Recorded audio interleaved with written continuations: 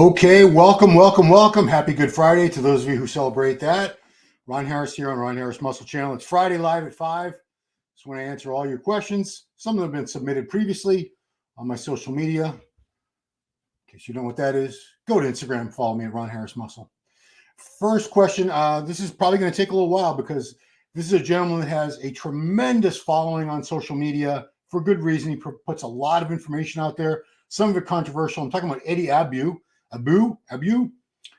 former professional bodybuilder from UK, and he's a clinical psychological nurse, very well educated, very well read. So he's not just some influencer talking out of his butt. This guy has a medical background. So the question was, what do you think of Eddie Abbew's views on whole foods over supplements, anti-processed foods, sugar, and energy drinks? So let's go to his Instagram page, because he actually has a lot of very informative reels on there, but I want to show you for those of you who aren't familiar with him. Okay, so let's make sure this is showing. Yep. Okay, so Eddie has 3.4 million followers. You don't get 3.4 million followers, for nothing, and it's not because he's some girl shaking her big bubble butt. It's putting information out there, mostly on nutrition. He's very heavy on nutrition. I'll play a couple clips for you. So he's definitely against supplements over food. And let's hear what he has to say about whey protein. So you cut it. If you want to drink it, that's entirely up to you. I'm telling you, whey is not food. Whey was an industrial waste product. Farmers used to throw it away until the 90s when somebody decided they're going to be turning it into food for us. But here's the thing. My team, I got some young lads in there. And when they came over here, they used to drink whey. They're always tired. They didn't question it because their favorite fucking influencer was drinking it. You will do better with animal protein. You talk about bioavailability. It's how much your body can break down and use. Whey, it's not food. If you're using whey predominantly, just stop drinking whey for about 2 weeks. Switch to animal protein and see how good you feel. If you don't want to... Okay, so I want to comment on that just real briefly.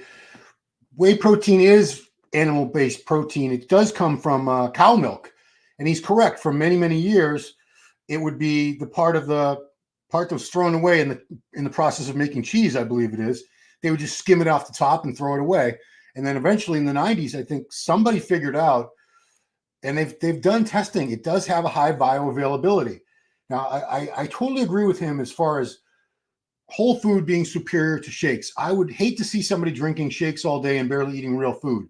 However, if you're somebody with a very busy schedule, you legitimately can't sit down and eat more than 2 or 3 times a day at the most, shakes can really make up for that lack. They can help you get the protein in that you need. I'll make sure that my mic is on. Yeah, I'm on. So to say that it's not food, that's technically not true. It is food. It's still coming from milk.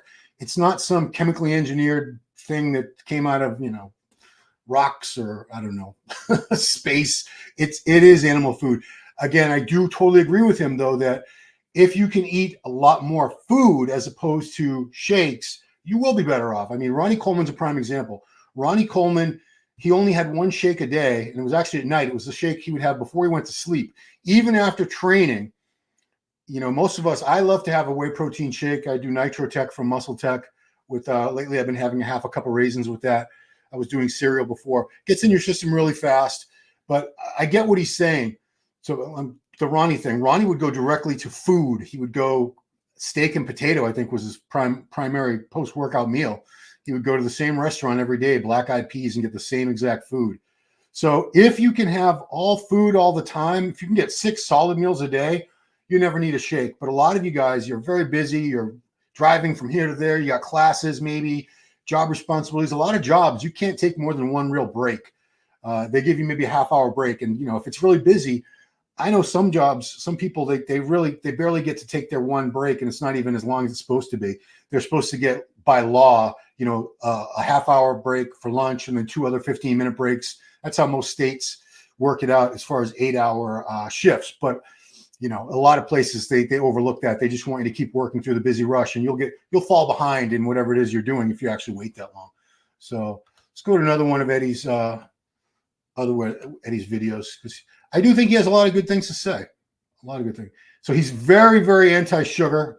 Easter's coming up on Sunday, so this is pretty relevant. He's talking about put all that shit by the till sugar because they want you to buy it impulsively. Guys, you don't need this sugary shit to celebrate Easter. Come on, wake the fuck up. This is sugary shit. Guys, do you know why they put all that shit by the Yeah, he's got a good point. Sugar is horrible for you. Sugar, the primary reason that most Americans and the rest of the world is catching up, I think the UK is almost catching up to us as far as obesity rates. Sugar. We eat so much more sugar and processed foods than we did 20, 30, 50 years ago. We say that people were so much more active back in the day. It's not like everybody was farmers and running around, hard labor 8, 12 hours a day back in the day. No, it's that they didn't eat all this processed food. They ate meat, potatoes, real butter, whole milk, eggs, some vegetables, some fruits. They didn't have all this processed food available back then. Now a lot of us eat way too much sugar, way too much high fructose corn syrup and white bread, and just highly, highly processed foods that the body does just not treat the same way. And we have this obesity epidemic. Let me get to one more Eddie video. I actually want to show you what he looked like, because a lot of you guys don't realize how good a bodybuilder Eddie was. So Eddie competed in the era of Ronnie and Jay. Here he is competing with Ronnie Coleman. I think this is at one of the British Grand Prix shows. So yeah, obviously he wasn't as big as Ronnie, but who was? But the guy was jacked, stacked, great condition. He's 56. He'll be 57 at the end of the year, but stays in. I saw some funny references saying that, well, he's got to be on steroids now. No, this is not on steroids. This is a very, very completely natural guy. One thing he's very much into is these long fasts. Like, I think he goes without any food, just water for, I want to say 36 hours at a time, sometimes maybe even more. And then he goes and trains. That I would not recommend. He claims it has a lot of health benefits. I haven't seen any studies that prove one way or the other, but I know personally, if I went 36 hours without eating, I'd basically be, bedridden and too weak as a kitten, as they say. I certainly wouldn't be going to the gym to train. I wouldn't see the point in that. I would at least want to have a massive meal and then wait a couple hours and then go to the gym. What else we got from Eddie? Yeah, I do want to put one more, because he has a lot of great stuff to say. He's a very, very well-read guy. Only broke students. We're all fucking human beings and experienced surds. He's very open and transparent. There's another great picture of him competing back in the day with that's JD Duwadu, I think. Another great. Yeah, these are all British guys. Yeah, this is British Championships. I think is that Selwyn Cottrell, looks like. JD Duwadu. Yeah, I mean, it was a great era. He came from a very, very competitive era of bodybuilding. What else? I want to find one of the energy drinks. He's very, very anti-energy drinks. And energy drinks. I don't think anybody should be drinking energy drinks every day either. Oh wow, 86-hour fast. Oh my God. After 86 hours, I've got some scrambled eggs and some beef liver. The eggs are scrambled in some salt and butter. And that's it. Somebody says, oh, you got to eat bone broth, you got to eat all of that. I've done 120 hours. I had bone broth afterwards. But this, it's only 86. But the thing is, imagine our ancestors were hunter-gatherers. If you ever eaten 86 hours without eating, guys. Yikes. He's gone 120 hours without eating. I could not do it, would not want to do it. Wow. But it's, protein, high protein chocolate bars. I'm totally against bars that I've never felt right. I eat them when I need to, but man, they don't sit well with me. This is shit. When I was a kid. Guys, if you want a chocolate bar, just have a chocolate bar. It's a big buzz about protein, high protein. Say put protein in anything. This is a chocolate bar. It's always been a chocolate bar. Tomorrow, if the buzzword was shit, they put shit on it because they know you buy it. The reason why they put high protein on here is because they think people are stupid. Don't fall for that. This is not food. If you want to eat a chocolate bar, eat a chocolate bar. This is shit. He's very, I love the fact that he's not afraid to speak out and have his opinions, man. Here we go. Energy drinks. This is the last thing. Shit. These are fucking your body, your gut, yeah? Your gut. Mango Loco, Pacific Punch, Monarch, the fuck? Lewis Hamilton flavor. Spending this energy is like spending money on a credit card. You're gonna pay it back with interest.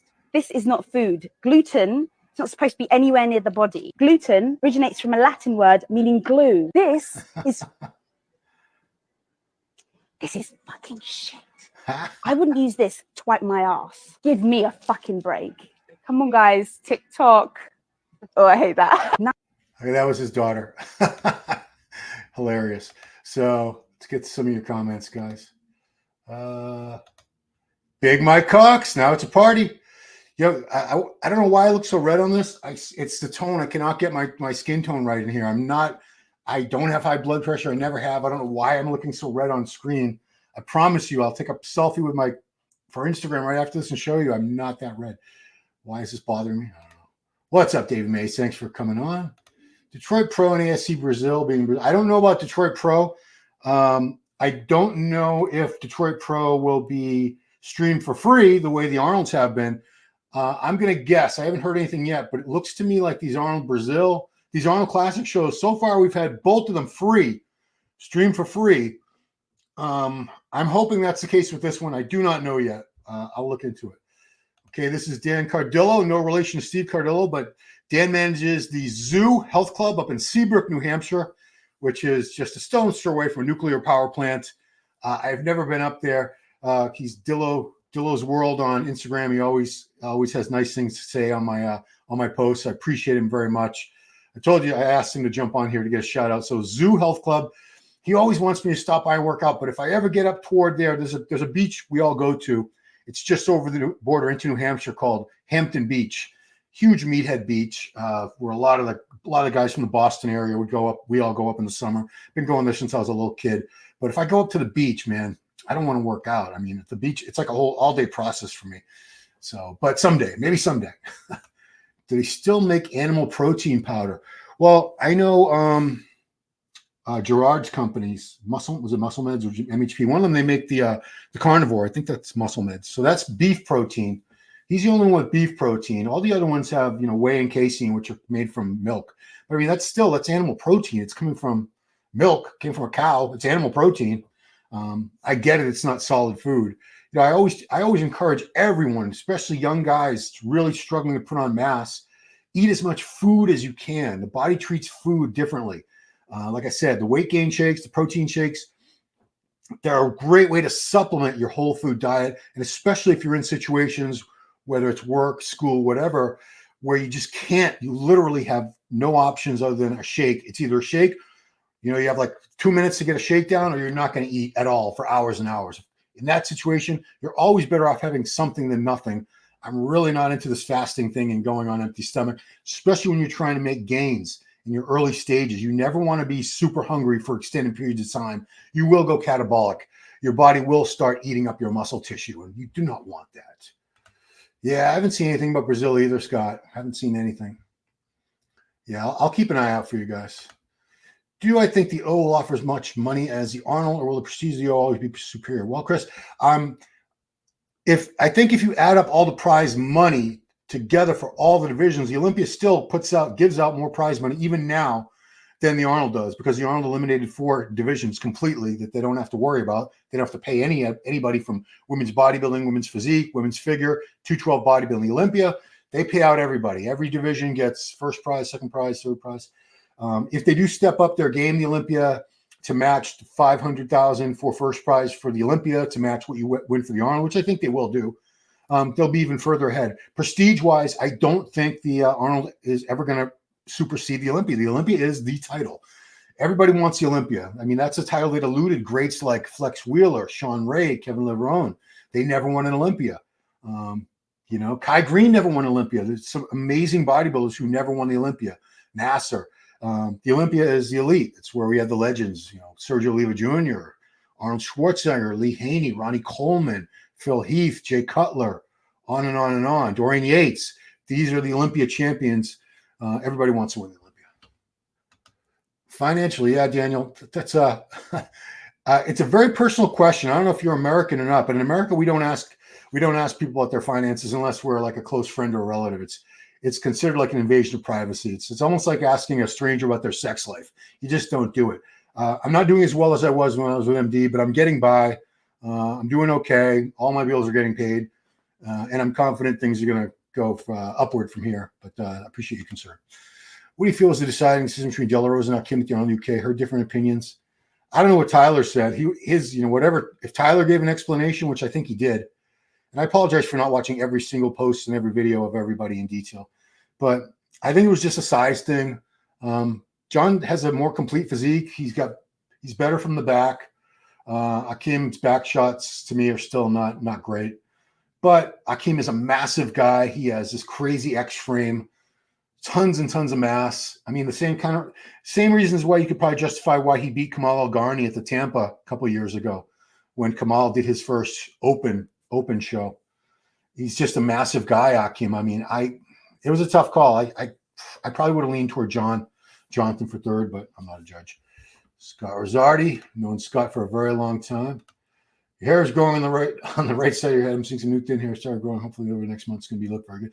Yeah, you can see. So where it's darker, that's where my hair was. Everywhere you see where it's light here, I had no hair prior to the transplant. It had receded up to here and here. So they grafted it. I'm going to go close up. This is all graft.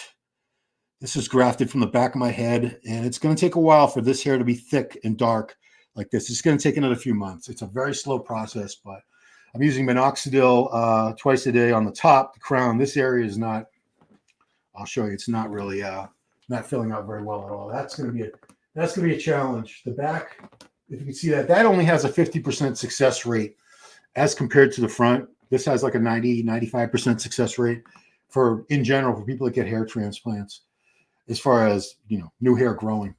But I'm doing my best. I'm putting this oil on that they give you 3 times a week. I'm putting the minoxidil twice a day, the 5% minoxidil on the crown.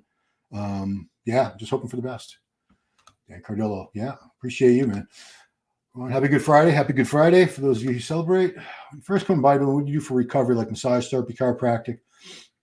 I didn't do anything. Massage was still, when I was first starting out in bodybuilding, deep tissue massage wasn't a thing. It was very few people were getting it.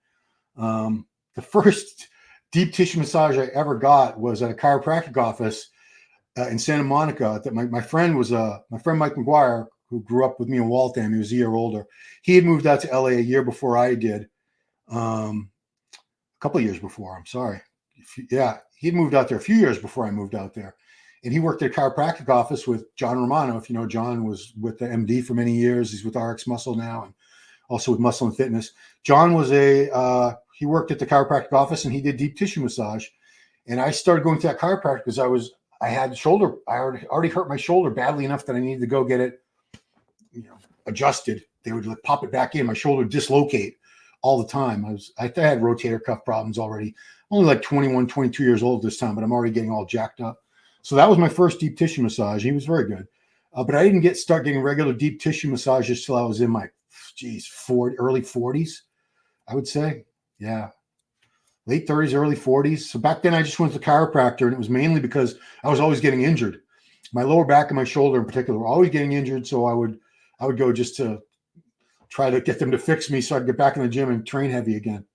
But no massage therapy, just chiropractic. And it wasn't out of preventative care. I wasn't trying to, avert any future injuries. It was dealing with problems I already had just to keep me going. And it was pretty effective. But I used to go like every week. It was crazy. Arnold's a qualified Olympia, so that should be enough to say which one is number one. Yeah, the Olympia. But I made a little quick video the other day about Nick Walker because he had announced on his Mutant in the Mouth podcast that he does with Guy Cisternino Jr. that even if he wins the Olympia this year, he'll still do the Arnold because $500,000 is $500,000. I think we're going to see everybody at both shows. Even Derek Lunsford will probably do it. Hottie will do it again.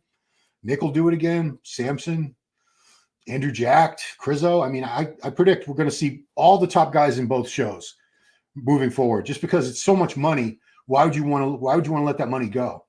It's $500,000. It's still a big chunk of money. No, it's not what the guys in Major League Baseball or pro basketball or anything make, but geez, that's still a good chunk of money to just let pass you by. So yeah, but you're right. The Olympia is still the top show.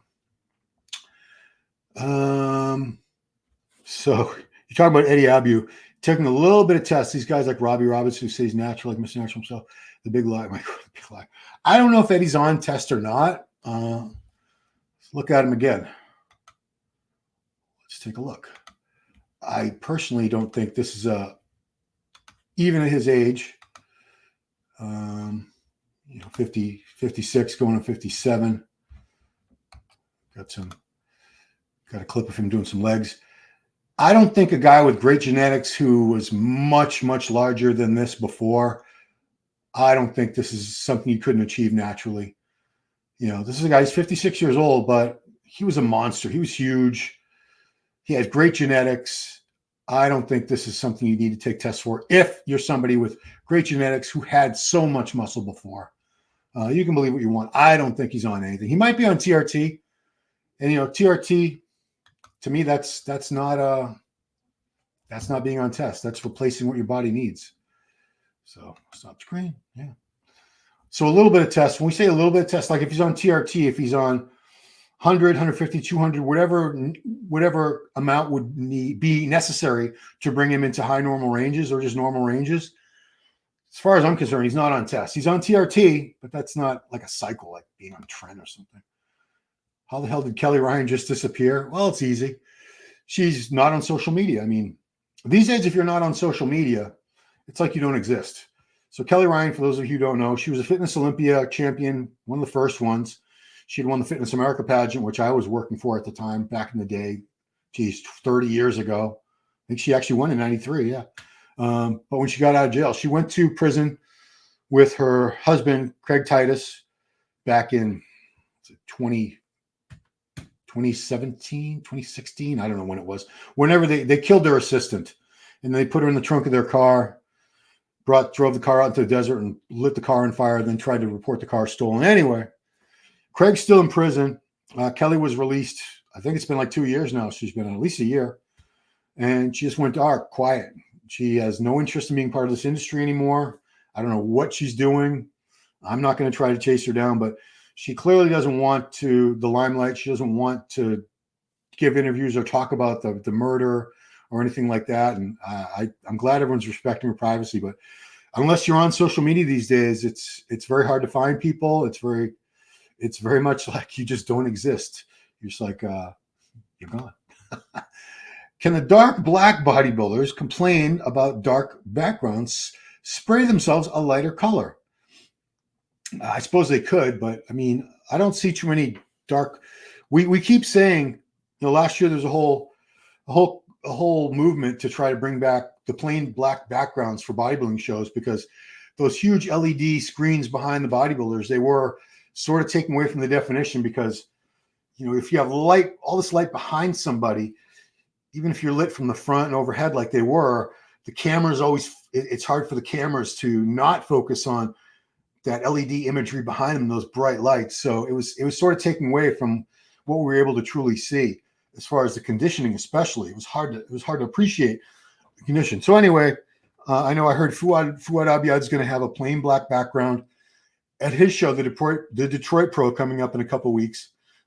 But I don't think there's a real problem with there's not too many dark black African. I won't say African American, because not all black bodybuilders are American. If your skin tone's that dark, I still don't think it's a huge issue if there's a black background. But kind of silly. Craziest cycle you've ever heard someone take? I mean, I guess I would have to point to the late Boston Lloyd. Today's his birthday. Rest in peace. Sympathy goes out to his widow Ariel, to his dad John, his son. He's dearly missed by a lot of people. He was a very, very honest kid. I'd say kid because he passed away at only 29. He didn't get to live his life, but he did that 13-gram cycle a week. That was I don't know if anyone's ever exceeded that. I bet people have exceeded that, but he was very open and frank and honest. He was a very honest kid. I don't think he even knew how to lie. He did 13 grams a week for I don't know how many weeks just to see what would happen. 13 grams. That's 13,000 milligrams of various steroids added up together. That's a lot. I mean, I've heard a lot of pro bodybuilders do in the range of 3 to 5. I personally can't even comprehend why anybody, even a guy who's 280, 300 pounds on stage, would need more than 5 grams of steroids to preserve all that mass, to build to whatever, to keep that amount of muscle. That's a lot of steroids. That's a lot. So yeah, but that's the craziest I ever heard was 13 grams, Mike.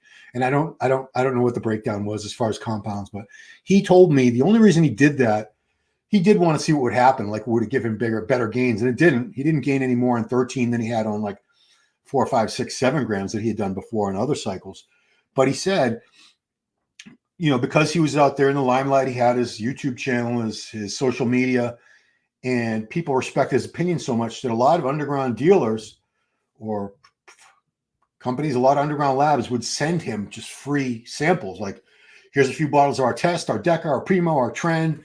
You know, it'd be great if you give him a review, give us a mention, whatever. And I don't know if he ever did that, but he had so much stuff. He said he gave away a lot of stuff because people were sending him such mass quantities of steroids, just unsolicited. They just wanted him to review it, and they were hoping he would probably promote them in some way, throw some business their way, something. I'm sure they were just hoping to get something out of it. Maybe they also just respected and admired him for standing up for the rights of people to use performance-enhancing drugs for cosmetic purposes. Anyway, yeah, that's why he did it, just because he had so much stuff, so much gear on hand. He said, what the hell, I'm going to see if it works, see if there's any benefit to using much larger doses, much higher doses of gear, see if I get better results. And he found out that he didn't. He just got more side effects, more like water retention, blood pressure issues, acne, stuff like that. Mike Cox, do you think Keon can repeat? Yeah. He's got Patrick Tour on his side. Patrick is an elite coach. He's very good at what he does. Patrick did a great job with John De La Rosa at these last 2 Arnold Classics that we saw. That was the best I've ever seen Keon. So Keon was that was the biggest we've ever seen him at this last Olympia, and the best. Yeah, I mean, we were both, Mike and I were sitting next to each other. We were sitting together at the finals, and we both kind of were stunned that Clarita didn't win just because he was such a freak. You know, just stacked, so dense, so thick, so grainy. But Keon's not a small guy. He had plenty of muscle. He's not as thick. You know, he's a few inches taller for sure, and probably about the same, no, it's not the same weight. But he makes up for it with aesthetics, just structurally, shape-wise. He's got that beautiful shape, those small joints and those round muscle bellies, tiny waist, crazy V-taper. Sean's more compact, doesn't have that same real pretty aesthetic flow to the physique overall. So Keon, yeah, I could see Keon repeating for a couple of years for sure. Erfan, I wish I had some Nasser stories. The only time I interviewed him once backstage at the Olympia for one of those ESPN Olympia specials. He wouldn't remember it. He's passed away many years ago. But then he was at my gym. For some reason, I think like Weeder was shooting video, some video at my gym in Pasadena, California. So I might have tried to talk to him for 2 minutes, but I didn't know him very well at all. You know, everyone but me pretty much has Nasser stories. You know, he was a super smart guy. He spoke like 7 languages, a couple of university degrees. Pretty funny guy from what I understand, but I didn't know him. Phil Hill was a dark skin, but he got Rikish, same with Roy Callender. Yeah, Phil Hill, man. Phil Hill was, geez, I should try to do this. I'm going to go to Google Images. I want people to see what Phil Hill looked like, because I promise you, a lot of these guys have no idea what he looked like. Phil competed very, very briefly as a pro. Turned pro at the same nationals where Sean Ray did, 1987 in Atlantic City, I believe it was. So let's take a look at Phil Hill. Okay. Yeah. So that was a real famous picture of Phil right there. Yeah. Huge guy, massive legs. I'm not showing you the legs here. Look at that, the side leg there, if you can see over on the right. Yeah. I think he ended up being, did he run for mayor or something? He had these crazy legs. He was a thick dude, a great poser. I believe he posed to that Phantom of the Opera theme. Yeah. But did not compete very long at all. Oh, there's Sean. Yeah, he won the same. He turned pro with Sean. Yeah. Phil was pretty damn great. Phil Hill, blast from the past. Huh. Yeah, he got in great condition. I mean, he was a very underrated bodybuilder, and I really wonder how well he would have done if he had just kept competing. He only did, I want to say, like 2 or 3 pro shows, and he was gone. He was a poof. Did P. Diddy cater any bodybuilding parties you went to? Oh, no. I went to a lot of Craig Titus's after parties. Craig used to throw some pretty crazy after parties, and they were a good time, man. I had a good time. I did the party drugs. I did ecstasy. All the guys would have their shirts off. There'd be all these hot fit chicks. I mean, there were some pretty crazy parties, yeah, for sure. Top 3 leg exercise for building leg mass: squats, hack squats, leg press. We're done. That's it. I mean, I had some pretty crazy legs in my prime, and those are the movements I did. Those are the movements that I relied on. I'd say I did at least one of those exercises every single leg workout. For many, many years, I would squat at every single leg workout. And I always would do either hack squats or leg press after my squats. But squats to me, they were the most important exercise. So I wanted to do them when I was fresh. Many, many years later, it wasn't a good idea for me to be doing them first because I needed to warm up my lower back, my knees, all kinds of things before I could get under a squat bar. But in my early growing years, squats, barbell squats, deep, going all the way down, little below. I used to go below parallel. Hack squats, I would go low on those, and leg presses, full range of motion on those, heavy as I could. For squats, I would do anywhere from 6 reps to 12 reps. That was my preferred range of motion. Hack squats, I would be like 8 to 12. Leg press, I would go higher. Leg press, I would be anywhere from 12 to 20 was my preferred range on that because my back was supported. Didn't have to balance a weight or anything. Muscle machine.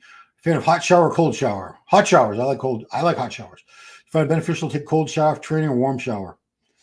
It doesn't matter to me. I don't really worry about that stuff. I'm not into the cold plunges or the hot this or that. Like sauna, I do not like the heat in general. So I've only been in a sauna or a steam room a few times in my life, and I couldn't wait to get out. I just do not enjoy being in the heat.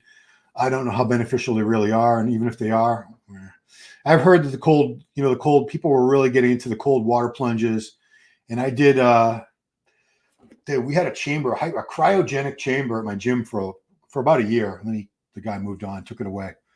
I don't think he was getting enough business, but I don't know how. I don't know if there are any studies that actually back up the benefits that you actually get from using those as far as recovery, enhanced recovery time, injury prevention, things like that. If you want to do it, I don't think it's going to hurt you, but no. I usually don't even take a shower until 3-4 hours after my workout anyway, if I'm being honest. I get home, I got chores and email and stuff to check first, then I got to eat, got to walk branch. So a lot of times if I finish training at like 11:30, I won't even take a shower till, sounds disgusting, but like 4 or 5 o'clock. Sorry. Left or right sock on first. Right. It's always the right. I don't know why. Other question. How much vitamin C would you recommend for bodybuilding purposes? I remember Nick Walker when he was talking about benefits of vitamin C after training. I take about 1,000 milligrams every day. 1,000 milligrams a day. I split it up. I split up the doses over 4 meals. You don't have to take it after training. Just take it throughout the day. But high doses of vitamin C, they've shown a lot of promise as far as immune system enhancement for our purposes, recovery, antioxidant properties. Yeah, I wouldn't skimp on the vitamin C. It's cheap. It's one of the cheapest vitamins you can get out there. So you can get it in gummy form, whatever. I would put down 1,000 milligrams of vitamin C a day. Greetings from the UK. Welcome. Great to see you back. Will you be looking at getting George Toulouse back? Steve, where have you been, Steve? So go on this channel on the homepage, go to videos. We have done 7 videos already, Dr. T and I, on this channel. So please go back and check those. And if you have a question for the next episode, please leave it in the comments section of the most recent video. So yes, and guys, I'm going to go to the banners for a second here. Subscribe, like, share, ring that bell. really, guys, if you're not a subscriber, please hit subscribe, like the videos, share the videos on your social platforms, social media platforms. Every little bit helps. I'm trying to really build this channel up. I want to get this thing back. I already have Ask Dr. T back. I started Ronline Report back. I started doing Power Hour with Giles again. I really want to build this channel up. I have the help of Jen Gerisi, who was the COO of Advanced Research Media, the company behind MD. And, Jen and I were, I don't want to take credit away from, we had a great team. Alan Golnick, Alan Dietrich, Steve Bleckman, the owner, Angela Frizzoloni. We had a great team. Todd, what's Todd's last name? Todd selling the ads. Anyway, Jen and I were pretty much the team behind YouTube in the last 5 years that the channel existed. And together we built it up from 80,000 subscribers when Jen came along to 334. So I'm trying to build this one up too, guys. So every little bit helps. Please subscribe, like, and share. Okay, let's go back. I asked before, where were we? R.I.P. Right, he was honest. Unfortunately, he was gone. Yeah, that's one thing I didn't appreciate enough about Boston while he was alive was his honesty. He really could not lie. He was not a backstabber. He was not somebody who was nice to your face and talked crap behind your back. If he liked you, you knew it. If he didn't like you, he would let you know that too. He wasn't fake. He was a very real, authentic kid. It's very sad. I have a daughter that she'll be turning 30 in a week. Wow. So, I have kids the same age that Boston was pretty much. He's been gone 2 years now.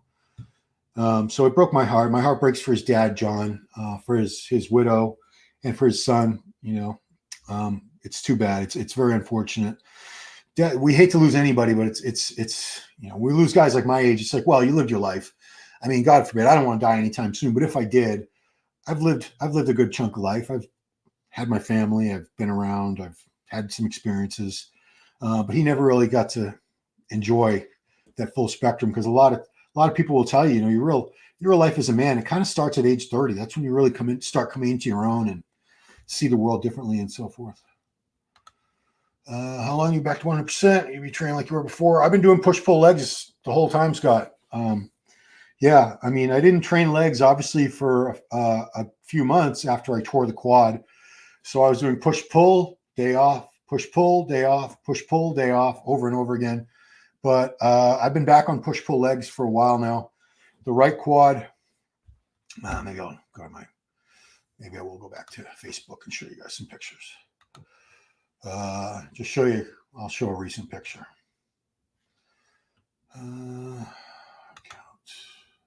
Where on my page? Show you what they're looking like now. The legs I posted the other day. They're not back to where they were, but they're getting there. I'll just pull up one picture and show you. Boy, I post a lot of freaking pictures, don't I? Jeez. Ridiculous. Wow. It's kind of embarrassing to see how many pictures I post now that I'm looking at it that way. Wow. Okay, so here we go. Okay, percent. So this is what my legs look like right now. To your screen, Facebook. So you can see the bigger leg is on your left on the screen. Right? Yeah, this is in a mirror. So this actually is my left leg. And on the right is my actual right leg. You can see it's not quite as big. It's lost. The sweep in particular is really down. You can see the sweep on the good leg, my left quad that I've never torn. Still nice and intact, nice and round. This has a long way to go, the sweep. And I don't want to be negative and say it might never come back to what it was. I hope it does. I'm just gonna have to figure out, and it's probably gonna take me a lot longer than I thought. It's already been over 6 months since the surgery. It'll be coming up on 7 months in a few days, actually. So, yeah, that's where my legs are at right now, guys. I'm back to training. I really have to be not only careful, but I'm sort of have to relearn how to do a lot of things. Like my foot position can't be the same. This knee, I could feel the tendon is not reattached exactly where it was. My knee does not move exactly the way it used to. So I have to sort of play around with different foot positions and foot stances on different things until it feels right, till it doesn't feel like pressure, the wrong type of pressure on that tendon, because last thing I want to do is tear it again. I do not want to do that again. No. Roxy days. Yeah, Roxy's a club. He's talking about a club in downtown Boston on Tremont Street called the Roxy. It's called Royale now. That used to be the meathead club. All the meatheads used to go there on Saturday nights. That was our club, with the shiny shirts and the tight underarm, the tight shirts and all that stuff. And the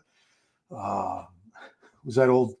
I still have a bunch of their shirts, man. There was Affliction shirts. Yeah, the Roxy back in the day was the spot where all the big juice heads used to go. I actually saw it when Ronnie Coleman came to town one day in 2002. I ran into him at that club where I was there like 3 or 4 weeks before a contest. Yeah, I was a knucklehead. He was there for a vitamin store appearance, and he just happened to be there that night. It was pretty crazy. Yeah, so Mike, the leg size coming back. I just showed the picture. Yeah, I'm a few minutes behind on these comments. Still got sick legs, but ass grass. Well, I'm getting them back. Xavier's just up. You were on the other day. It was after help with sponsorships. Did you lose sponsorship with Muscle Tech? I don't know. Dave. I've never. I didn't talk about that with him. You know, it's funny. There was one comment that said I was like a sleeping pill and the most boring guest and the worst interviewer ever. I know I shouldn't even address this, but I'm not the worst interviewer ever. Maybe I'm not the greatest, but I'm not the worst. Come on, guys. Out of all the interviews you've ever seen, I'm not the worst. Guarido Nutricionista. Did you ever experience using Lantus pushing calories up? I didn't use that. I did use insulin one winter. Maybe I'll find those pictures for you. Yeah, I think I'll find them for you. I'm going to go to my photos. So I want to show you how fat I got. Oh, I know you guys love my laugh, right? So albums, go to bodybuilding. I want to show you what I look like. The winter I used insulin where I got up to almost 250. Boy, was I a fat bastard. I was a fat F. Let's see. I'm hoping that I think I posted this. Let's take a look. Maybe I didn't. Maybe those pictures are so embarrassing I didn't even post any. Well, this might have been the same winter. Yeah. Oh boy. So this was. Hold on, I'll find it for you. Yeah. Okay, so this was it. This was the winter. I want to say it was 2014 or 15. I was almost 250. I was 248. I don't think I never hit 250, but I got close. So I was using 20 units. I think I was doing 20 units before training, and I would drink carbs during the workout. I think I was doing Waxy Maize and Gatorade or something. And then after the workout, I was eating a bunch of cookies with another 20 units of insulin. You know, Milos told me I screwed that up pretty badly. I fucked up because you're not supposed to have fat when you're using insulin. That sort of blunts the effects. It's supposed to be straight up sugar. Goes, so you're all that stuff is readily available, and I didn't realize that. And look what happened. I just got fat. But Lantus, I didn't. I did not use the insulin properly, but it did help me gain weight. Did it help me gain muscle? I don't think I gained any permanent muscle, maybe a pound or two. I know other people have had great experiences with insulin. For me, I just got fat. Yeah, I'm going to stop the screen. Training someone and they want to do nationals, but you know they were not ready. Would you tell them? Just prep them and hope for the best. Okay, so that's a good question, Mike, because I think there's a lot of coaches out there who blow smoke up their clients' asses because it's to their benefit financially to just have people compete as often in as many shows as possible. I tell people you can do the nationals, you can do the Masters Nationals, but I'll be very realistic with their chances. If someone has great genetics, and I haven't really trained that many people who had awesome genetics ever or coached, I would let them know that, take a look at the nationals. I'd encourage them. I'd send them links. I said, this is what you're going to be up against. These people would all beat you. If you look at like the top five, do you really think you could beat any of these people? If you get very lucky, say like in some of the women's divisions, like women's bodybuilding, women's physique, you can sort of get lucky because the numbers are way down a lot of times and you can luck out and get a smaller class and place that way. But, if you're a male doing like the nationals and you're a light heavyweight or a heavyweight or even a super heavyweight, you better be a genetic freak, because there's going to be a lot of guys in your class, especially light heavies and the heavyweights. There's going to be a ton of light heavies and heavies at every USA national. So if you don't have awesome genetics, I would let you know what your chances are realistically. And I'd say, you could take another year and work on what I feel you need to work on. Like I had a client, Randy, and I told her, your legs, we're going to start working together again. Her legs have come up since then, but I let her know that your legs are going to be a problem. Upper body was great. Legs need a lot of work. There wasn't really a great upper to lower balance. And, I know from being at these shows that she was in women's physique, you're going to be up against some women with some serious wheels. They're going to have your upper body or bigger, and they're going to have much bigger legs. So I tell everyone, this is what you need if you want to do well at the nationals. If you want to wait and work on those areas and improve them, you're going to have a much better chance of placing well at the USA, Nationals, Masters, Universe, whatever it is. If you want to go ahead and try it now, get your feet wet, get the experience, and maybe you'll get lucky and hit a very small class or something. But I'm always very upfront and honest and say, this is what you're up against. Here's where I would see you in standing compared to those people presently, and this is these are your chances. You want to go for it? It's up to you, and I'll get you in the best condition I can, but condition's only going to go so far if other people have condition and they have a superior physique. For the amount of gear Boston was eating, why wasn't he bigger? I honestly can't say.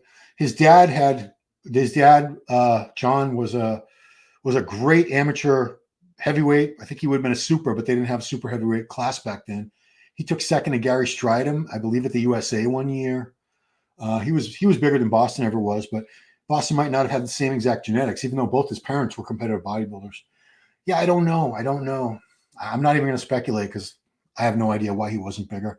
But it doesn't usually equate that way. That's a misconception that people have, is more gear equals more size. It doesn't follow cause and effect the way you would think it would.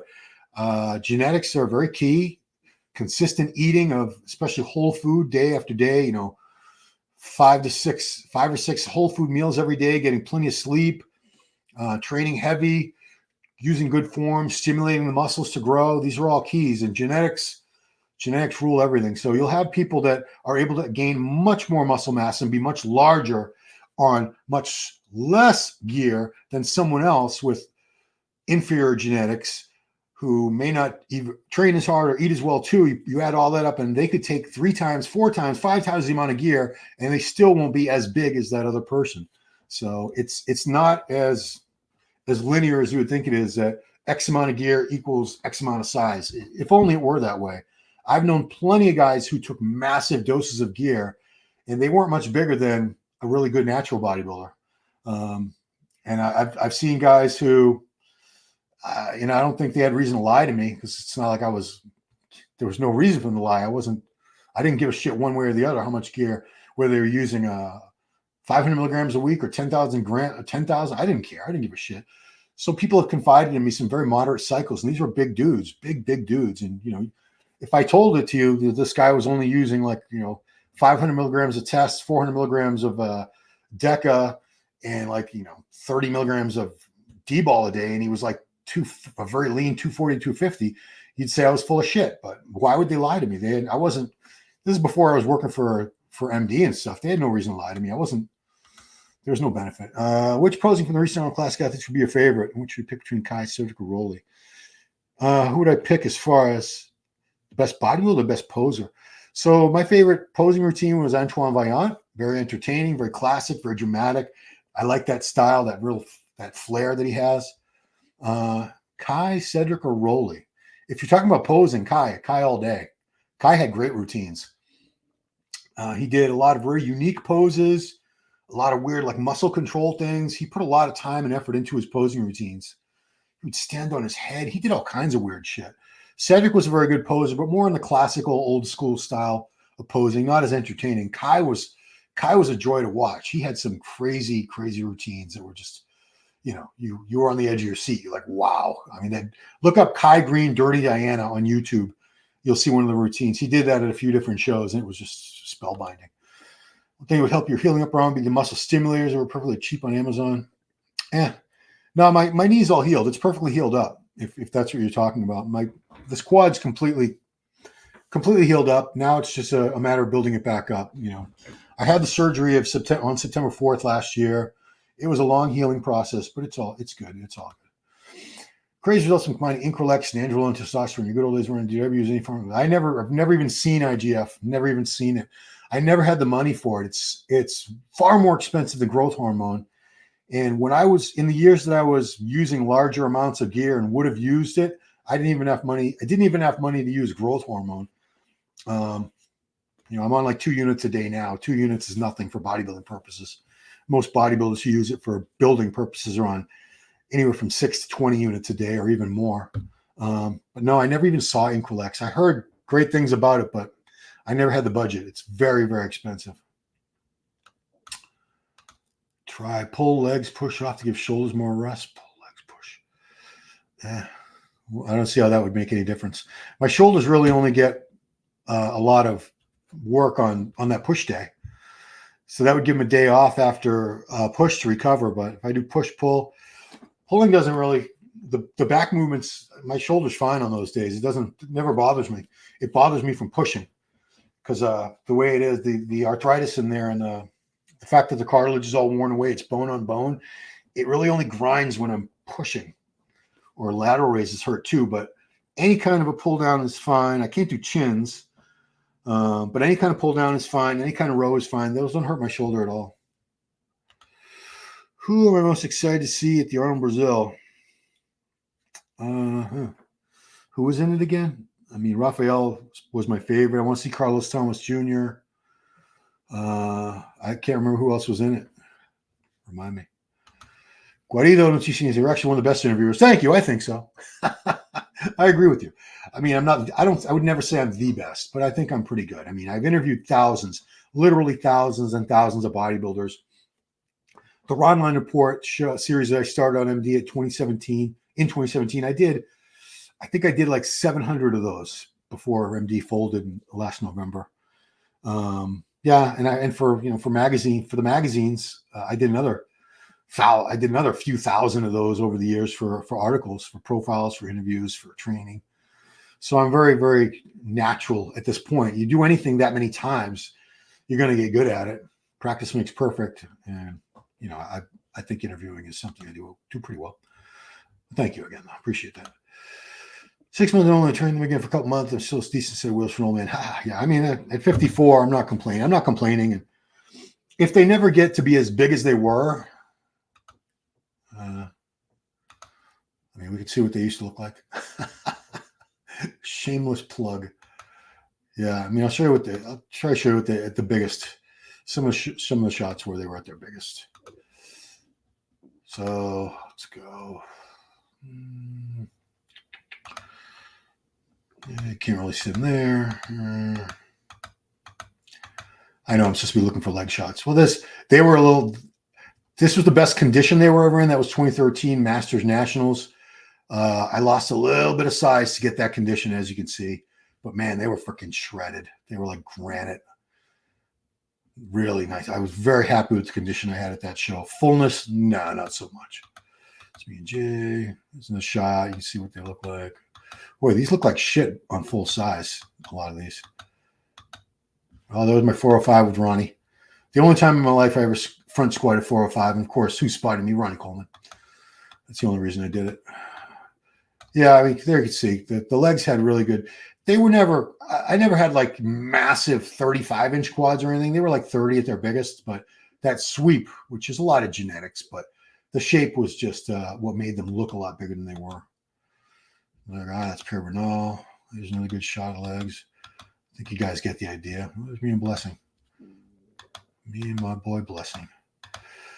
Is that enough leg shots for one day? I think all right, guys. I think that's enough of my leg shots. Enough. Muscle Machine. Person review is the best for me. Yeah, I mean, I'm going to be doing those again. Muscle Machine. I'm going to be going to the New York Pro in May. It's May 14th, I believe it is. And I'm taking Christian with me. It's going to be his first pro bodybuilding show. I will be doing live interviews the night before the show, Friday, right here on this channel. So I can't wait. I have not covered a contest in person since the 2023 Olympia, October 2023 for MD. And I'm really very anxious to get back on the horse, covering shows in person, interviewing the guys right there in real life. Try one leg press variation. Yeah, I've been doing that, Scott. Actually, you know what I like is I don't like so much the regular leg press to do that on, but I like the hammer strength has that one with the individual foot pedals. You know, you can work one at a time. I've been liking that. I've used that a few times. I'm going to keep using that. Yeah, I'm going to start doing more work for the damaged leg so it can catch up. Do you think Beef Stew will start winning pro shows soon? Yeah, I mean, he's come close. He's been like second and third at a couple of shows now. So yeah, he's right there. He's very close. And he took some time off. He put some more size on. I think he's right there.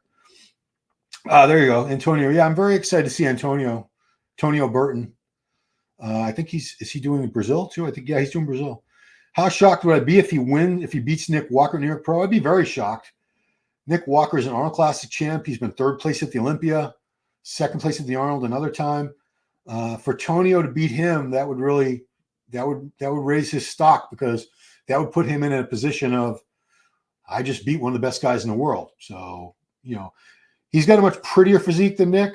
Nick is much more massive, much more massive. And Nick gets into great condition. He's got Matt Jansen on his side. You know, Matt doesn't screw around. Matt gets Nick looking great for these shows. So I'd be very, very surprised if anybody beats Nick Walker, the New York Pro. Even Antonio. Antonio's very good. You went out the best. Miguel Chain Brazil says that. Thank you, Miguel. Much respect for Miguel, man. Miguel's great. Are you able to do any press for your shoulders or mainly laterals? So, Mike, the only presses I can really do heavy, there's like one machine my gym has where the handles are neutral. They're this grip. It's a selector stack. So this grip doesn't really hurt my shoulders unless I go super, super heavy. This grip, I can't go very heavy at all. That really hurts the shoulder. That shoulder in particular. Yeah, this is the shoulder that has the most pain. But this grip is a lot kinder. It doesn't hurt my shoulder as much. But I can't do dumbbells at all anymore. Can't use a barbell at all anymore. Laterals, I still have to be careful. Even laterals, if I start going heavy and if I loosen up my form, it hurts. Because there's no cartilage in there anymore. It's just bone. It's just the inside of that humerus up against the shoulders, grinding. Yeah. I try to, thanks, man. I try to listen more than talk. It's hard. Sometimes you're thinking of, you can't wait to say something you've been thinking of asking, and then, but you don't want to talk over people. What's that old phrase said? Listen twice, speak once. Yeah, it's the best. Thank you, man. I think Tonio's tattoos, judgmentals look. I see my eyes go meatless tattoos. I think it's tats and Bible in general. Jack, yeah, I think if tattoos, that's Australia. Yeah, I was there last year. If they break up the lines of the physique and take away from the overall flow, yeah, I agree with you. I think they can be detrimental for sure. A couple here and there, like, if you got a couple on the forearms or something, it's not a big deal. But if you have like half one quad covered, now you got one quad where you're looking at because there's a tattoo and the other one doesn't. It's just it breaks up the flow. It breaks up, you got to think of these bodies as like a work of art, like a sculpture or a canvas. And do you really want to vandalize that? I mean, I don't want to see anybody up there with like a Yakuza, like a full body tattoo. Then you can't even see the lines. You can't see the separations between the muscle groups, the striations. It's very difficult to see. I think there are tanning products that cover it up completely, but yeah, I don't believe it's the way to go. Good to see you back to show interview soon. You get Jose I want to get Jose to work with me on New York Pro. We're working on getting a sponsorship. Jen's been helping with that. And if we can do that, if we can get a sponsor, I'm going to ask Jose to come on board and help me out if he's available, because he's not only a good friend, but he's just an amazing interviewer, an amazing analysis at these shows. He's got an incredible eye for physiques. He can break down exactly why this person beat that person, why this person won, what this person needs more of. He's got an eye like very few people do. Do you think Nick Walker would have passed Dallas at this point in the shows? Was Dallas too tall and massive? We'll never know. I mean, Dallas was just starting his pro career. His first show ever, he was second at the Arnold Classic. So we never got to see Dallas's full potential. He was a tall guy. He was huge. I think he probably would have surpassed Nick by this point. Yeah, if he'd had more time. Nobody's beating Nick this year. Yeah, he's going to be tough to beat. Well, there's some great people. Some PRP in your shoulder. Yeah, I don't have the budget for that, man. I don't have the budget for that. Not right now. Maybe the PRP I did on my scalp because I'm trying to get this to grow. They do stem cells. That's what people do. But I need a shoulder replacement. I've been needing a shoulder replacement for like 10 years. I'm not going to do it. Okay, guys. I have a birthday dinner to go to. Where's my banners? There's my Instagram. Please follow me on Instagram. If I build those numbers up, it helps me get more YouTube views. Of course, subscribe, like, share, do all that good stuff. Ring the bell, notification bell, so you're notified when I put out new videos. Got another Ask Dr. T coming up Easter Sunday. Putting out all kinds of content. Please check out all the other content on this. And that's it, guys. Have an amazing weekend. Take care of yourselves. Have some great workouts. Eat some good food. Get plenty of rest. And that's it. Be kind to yourself. Be kind to others. And I will see you guys next time. Thanks for watching. Bye-bye now.